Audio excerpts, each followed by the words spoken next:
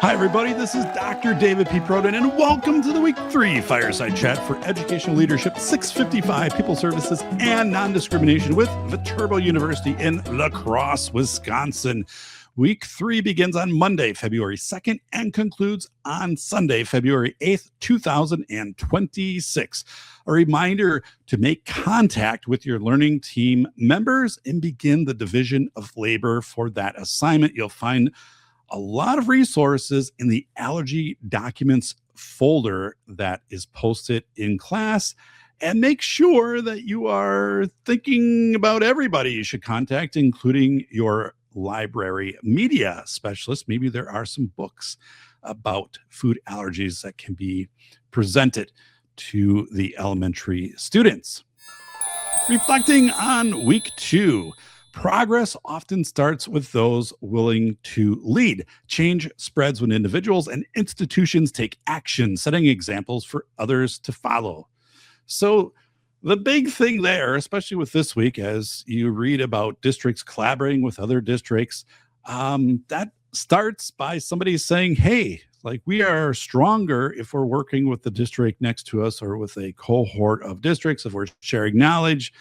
Or, for example, with Mason, if I'm reaching out to other state schools across the country and asking specific questions, how you address these aspects of pupil services, and I can share how we address them here in Wisconsin, and we all become better with that. So again, be a leader. So we had a large section of week 2 where we talked about bullying in schools. Bullying is covered by Wisconsin State Statute 118.46. So it's very detailed. You're going to see that in your Board of Education policies. That's not new. That's been around for a number of years. But a few things you need to check as a Pupil Services Director. 1, is the bullying policy on your website? Legally, it must be. So the Board of Education policy and the model program, so you have to look in how your district interprets that, must be posted on the district's website. So make sure it's upfront and easy to find. As a Pupil Services Director, you can do that. You can ask a few other people or a few parents, hey, were you able to find it? Were there any difficulties with trying to find it? But make sure that that is right up front. We talk about who conducts the bullying investigation internally. You'll have that worked out. But we want that investigation to occur as close to the incident as possible, meaning building level. So that was kind of the twist in this week's discussion question. The call comes into you, the Pupil Services Director, and then you need to make sure you're having communication with the principal in the building level and that the investigation is happening at the building level. So making sure to convey that you're supporting the building level, but parents, right, don't leap over the building level to access you to kind of get action and to get things moving. So it's very important to handle that in a manner where you are respecting your principals and making them aware and not overstepping boundaries. Scope and sequence. What are your specific bullying prevention activities at each grade level? And then also, how do you educate students at each grade level on how to report bullying, right? If it's bringing it to a teacher or just to an adult, or if there's an online portal, if they want to stay anonymous, right? So that's, I put a document together like that. I'll share it later in class because it covers other areas just beyond bullying, includes mental health and so on. But to be able to present to your board and say, here's what we do at kindergarten, here's what we do at first grade, second grade, third grade, fourth, all the way through 12th, the specific activities, and then even the time of year that you do those, I think is invaluable, right? When I started that process, we had holes. We had grades where we didn't do much for bullying, or maybe we did, but we couldn't articulate it quickly. So once we had that document, we put it out on the website. We would revisit it every few months. What are some new things we're doing? What are some things that we're not doing anymore? We've pivoted away from those and do the updates. Shout outs, Renee. Renee wrote as the Pupil Services Director, I would ensure that leaders and staff in our school district are knowledgeable of our district policy as it relates to Title IX. Furthermore, I would ensure that our Board of Education policies are clear for families and our community. So Renee had an excellent post. Renee also stated that her district has maintained a consistent approach to Title IX during turbulent political times. So you might experience that as a Pupil Services Director, how your Board of Education, if they're aligning with the previous administration or with the current administration, and then as that you're aware of what the Board of Education stance is, and then also what your professional, I guess, integrity is with either of those stances. But let's go back to Renee's saying, I would ensure that leaders and staff in our school are knowledgeable of our district policy, and that it's clear for families in our community. So my question is, how would you do that? Because I thought about it and I wasn't sure how I would do that as a Pupil Services Director until I thought for a while. And I was like, well, I have some ideas. So some ideas I came up with, short scenarios, like little case studies, paragraph long during staff professional development. And then you have staff, work through that, right? Having a frequently asked questions segment on your webpage or in the handbook.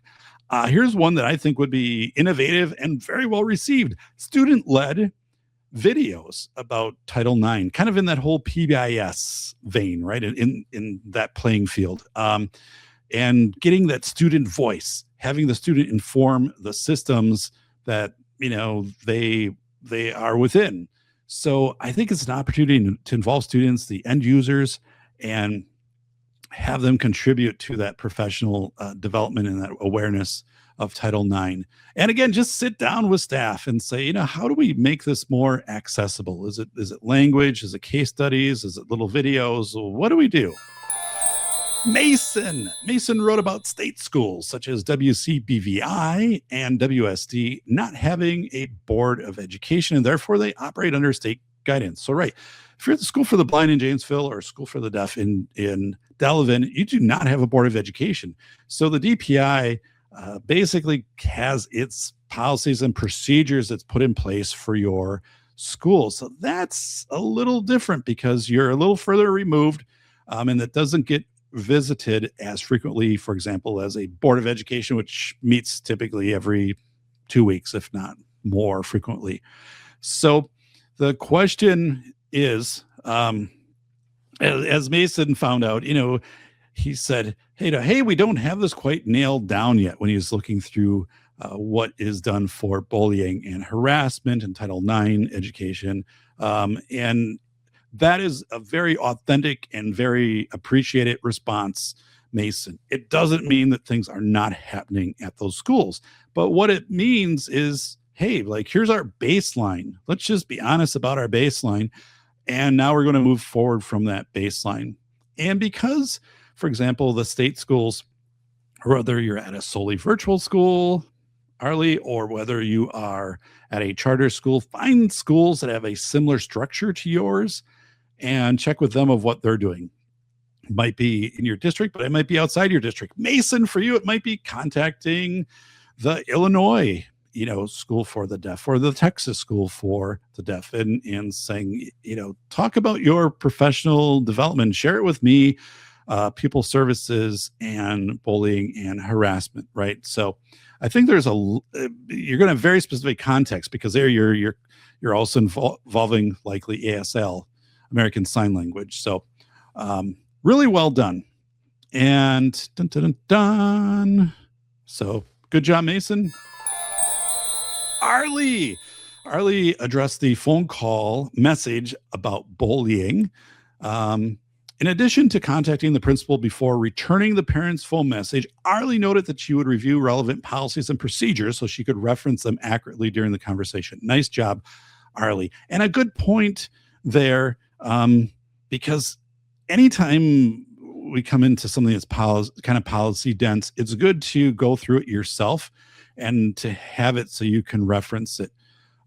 Because, for example, I would put together a kind of a cheat sheet document of how we address things when we have divorced parents in custody and what that looks like in our data system or Skyward or what we're sharing out, because it happened enough that I needed to be able to reference it, but it didn't happen as frequently to the point where I just had it memorized. So I appreciate that, Arlie. And then Arlie also indicated that she would remain as a Pupil Services Director connected to the investigation, but the investigation would happen at the billing level led by the principal, so that locus of control and closest to the incident is the principal in the billing, and they're the ones conducting the investigation.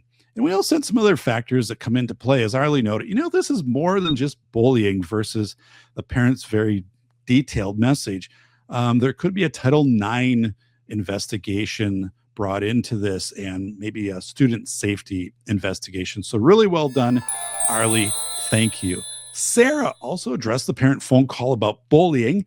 She had a thorough bullet point response. I kind of like the bullet points. That's how I usually respond to things. And she covered all the bases. She also recognized that the parent's phone call message contained more than enough information to commence a formal bullying investigation. So that's important. When the parent leaves the message, if your district's like, whoa, the parent didn't put this through our bullying form, our Google Sheet, which is on the website. So until they do that, we're not going to process it. You cannot do that.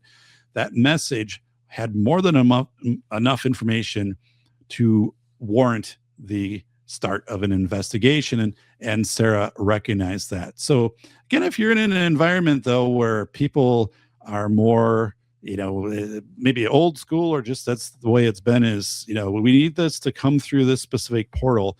And if that's the case and you have to work within that environment, then, I would be on the phone as a Pupil Services Director, filling that form out with the parent and getting that information from their voicemail, harvesting that, transcribing that, and getting it into the form, and making sure then that we can move forward. A form can never be a barrier.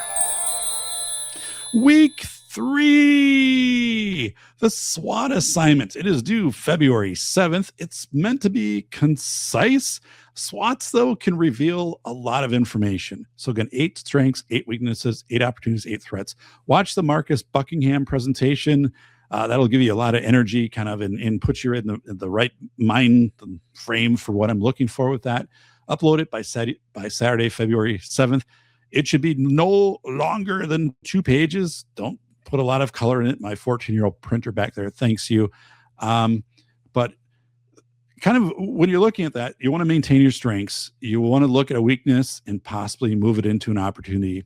You want to take an opportunity and move it into a strength, right? An opportunity could be, we do suicide prevention training, and the neighboring district does it, and the neighboring district does it also. Maybe an opportunity is that we all collaborate and we have it together, and we rotate from site to site. And not only does that make it more efficient for resources, or if the DPI is coming down, or an agency is coming and presenting that, or CESA, on signs of suicide and how counselors might respond if a student or staff member has completed suicide, right? When you do something like that, for example, this collaboration, which we talk a lot now when we are in week 3, collaborating with your neighboring districts, let's talk about just that training that I mentioned. So let's say you have 3 districts. I did this.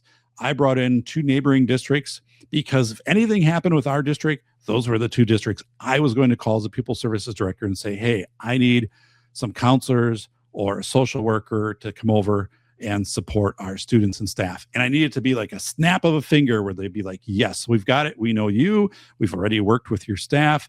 And behind the scenes, I worked with the other Pupil Services Directors, and like, okay, this person driving over here, like, we'll pick up their mileage, or you'll pick up their mileage, whatever. We had all that worked out ahead of time, right? And I worked with my Board of Education, and typically your Board of Education will be on board and awesome with this if you have this discussion up front of saying, if we need to send staff somewhere for a day to support our neighboring district, we are paying that staff. We're not going to bill out the neighboring district, for example. This all sounds kind of petty and minutia, but these are the type of things that in the moment can kind of freeze people when you need these other resources, because these little questions trickle in, like a business manager saying, oh, before that person goes over, like, we need, how are we going to cover if they do a mileage claim or something? Not saying business managers are necessarily going to be that way, but work these things out ahead. A person, might have a question like that. Counselor going over. So, and yes, so that's an opportunity for like collaborative professional development. Community health needs assessment. And this is where we will almost wrap things up today. The China. Check out your county plus your local medical providers, and they put these together. It talks about areas like, poverty, mental health access to healthcare. And then you have a seat at the table as the school person, right, or school people. And the heavy lifting is done by the medical sector in putting this document together. So you'll know what I mean when you go in and read it. And you'll also maybe have an interesting take on it of like, whoa, this happened. And nobody from our district or our state school was involved in this, right? Oh, it was Rock County, but the school for the blind and visually impaired wasn't involved. We want to be involved in the next one every 3 years. They are renewed. And finally, understand the services available from your CESA specific to pupil services, such as ELL, counseling, mental health, suicide prevention, cultural and diversity training. Sit down with your special education director or your resource network person and just have that conversation, and then also review your CESA contract. What do we contract for? What does that look like? Is it just a training at the start of the year? Is it trainings throughout the year? Is it a connection with new staff? Just to have that. And one of the things too is if CESA isn't providing a service that you want, something that has developed, maybe, for example, you want a presentation on AI and how the investigating an AI image generated claim, right? So you can bring that up with your CESA. CESA might bring it up and say, hey, is there interest with other districts around here? And at the RSN meeting, there's like, 20 districts represented. They're like, yeah, like we are all seeing that. So can you go ahead and put together a training on that and do some research and have some consistency and some inter-rater reliability? Maybe, hey, we can host it at our site. And then 4 other schools come over.